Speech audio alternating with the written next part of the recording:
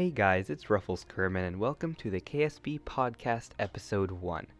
Yes, it's finally happening. Everyone sort of wanted me to do a podcast after I mentioned it accidentally, and I was like, you know what? Why not? So today we are going to do a podcast and talk almost little to none about what's actually going on, except that it is sort of important because we're visiting that cool new Easter egg that they just added to KSP. But besides the minimal amount of talking we need to do for that, we are going to talk about other stuff like a podcast because I can. So, today, a lot of the things we're going to be talking about are KSP 2. Will KSP become obsolete after KSP 2 releases? How hard will KSP 2 be? And other stuff like that. Man, this sounds official. Anyway, before I talk about all of those, I want to quickly mention that KSP got updated recently, which sort of surprised me because they're working on KSP 2, that's going to be released soon, but they updated it and they added an Easter egg, which is, if you don't already know, a Mun Arch, but they edited the Mun Arch and changed it, and it looks very interesting now, so we're going to be going words and landing on it. Let's go to the podcast. Maybe my words will come quicker then. So, first of all, I'm really excited for KSP 2. This KSP Kerbal Space Program was actually the first game I started playing, and I've been really enjoying it. I'm a space nerd. I think everyone who plays it has to be a space nerd. So when I heard they were releasing KSP 2, I was very excited, and as they've been releasing the episodes talking about how they're recording the rocket sounds, or how they were making the engines or colonies, multiplayer, although they haven't said as much as I wanted to hear about multiplayer, but as they've been releasing those videos, I've just been more and more hyped up and ready, and I think it's going to be an awesome game. But that being said, once KSP 2 comes out, who's going to actually play KSP 1? Because Kerbal Space Program 2 is this game just as its base. It has everything KSP 1 has, and then it adds more on it. The early access, I think, is going to be basically KSP 1 but redesigned, but after its full release it'll have things like multiplayer, colonies, interstellar travel, a bunch of cool stuff that KSP does not have at the moment. So I'm really interested to actually see how many people still play Kerbal Space Program after the second one comes out. I don't think it's going to be a lot. I know for myself I'm going to switch over to KSP 2 and maybe not never play KSP, but it's going to be more of a nostalgic game instead of what I would use for my YouTube channel or something like that. This would probably be a good time to say that since we are now doing this podcast thing, I would like to hear what all you guys have to say. So if there's something that I didn't mention, or if you have some interesting ideas, or you just want to say something, let me know in the comments. I'll do my best to read all the comments. Other people can read the comments too. We can have a whole discussion on the KSP Podcast. I guess I could maybe even call it the official KSP Podcast, because I mean no one's done it before officially, and this is official, right?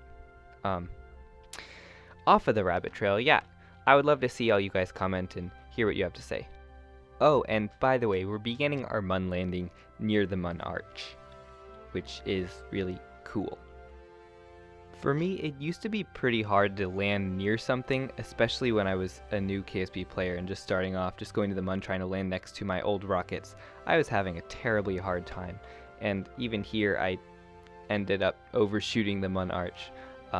But it's gotten a lot easier over time, and I can land very near something all the time now. It's fairly easy, but I sort of wonder what it'll be like for KSP 2, and just in general, how much harder or easier is KSP 2 going to be?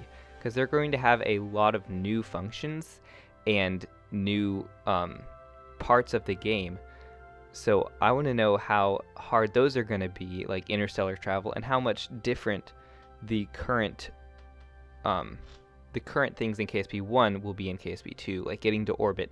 Is that going to be the exact same? I know they've changed up all of the user interface, the UI, which makes me think that some of it will be different, and I'm pretty sure they have a different base code for the game, but I still want to know how much will be the same. I remember in one of the KSP episodes that they released, they were talking about how they were trying to fix the Kraken because they were making time warp different, so I know some things are going to be different. I just want to know how much easier or harder it will be. So if y'all have any ideas on that, again, comment and let me know, let everyone else know. But I think it'll be interesting to compare the two.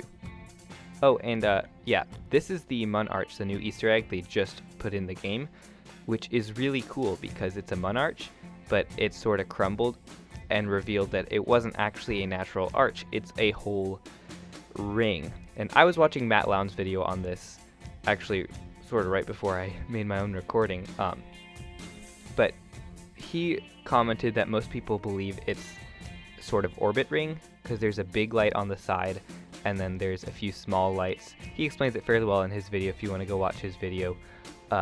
But yeah, you can see the big lights with small lights orbiting them. Those look like planets, and all of those seem to be next to a larger light on the other side of the arch, which looks like the sun maybe. I'm just wondering why they put it in right before they release KSP 2. I feel like, it has something big to say about the next game maybe. Or maybe they're just saying that they'll still keep updating KSP 1 after they release KSP 2, which I wouldn't think is true. But this does make for some cool shots, and I guess cool trick shots with Kerbals as well. If any of you have been keeping up with some of my last videos, you'll remember that I've been having a lot of mic issues. So when I went to college, I took a little mic on a stand, and that was not a very good mic. So I ordered a new mic for my headphones, and it was okay. It had less issues, but it didn't sound as good. The thing is, when I started making commentaries, my microphone was on a $30 pair of headphones, and they were such low quality that they actually snapped and just broke. But the microphone was so good, and I've never found a better microphone than that, which made me really confused because now I have a nicer pair of headphones, and they don't have near as nice a pair of near as nice a microphone, or so I thought. So the thing is, after Christmas break, when I went back to college, I brought the USB to aux cord that those microphones use, thinking maybe I can hardwire, actually plug in my wireless headphones with that cord, and maybe that'll do the trick. And it did. So now I have basically the same microphone quality as those cheap pair of headphones that I had before, which I'm really happy about because I've had microphone issues for the longest time, and it's been hard to make commentaries because they're just hard to use and hard to mess with and hard to hear, and I have to edit them a lot. So I guess the moral of the story is, if any of you guys are having trouble with your microphone, buy a pair of $30 headphones and steal the cord for them and use the cord for them, because yeah, it just makes absolutely no sense. But if it works, it works. Alright, we have finished all of the main topics for this podcast. Before we go to the next thing, I would just like to say that if you guys have any future or ideas for future topics, let me know, and it is quite possible your idea could be in the definitely official KSP podcast. Okay, this is the last thing we have today. So I've been thinking about making types of pilots in KSP episode 4, because the first 3 episodes are my 3 most watched videos. They're very popular. So I thought I wanted to do another one, but at the same time, I don't really want to overdo the series because then it can just get boring. So let me know in the comments, do you want to see episode 4? Do you think episode 4 is going too far? Or if you have ideas for the singular types of pilots that we would do in the video, you could post those as well, because you may never know, those may actually be in the video and you could be famous, just like me. I wish. Anyway, this poor third Kerbal was just sitting in the little lander down there, and I felt bad for her, so I moved her up top so she could be with all her buddies. And then I opened her visor, and she looked really creepy, like the lighting was off somehow, so I was like, oh, and I just closed it again. But all 3 Kerbals are on top, and our lander is on top, and our cool stuff that we never talked about is on top. So if you guys like this podcast, let me know. Please like and subscribe, and have a great rest of your day.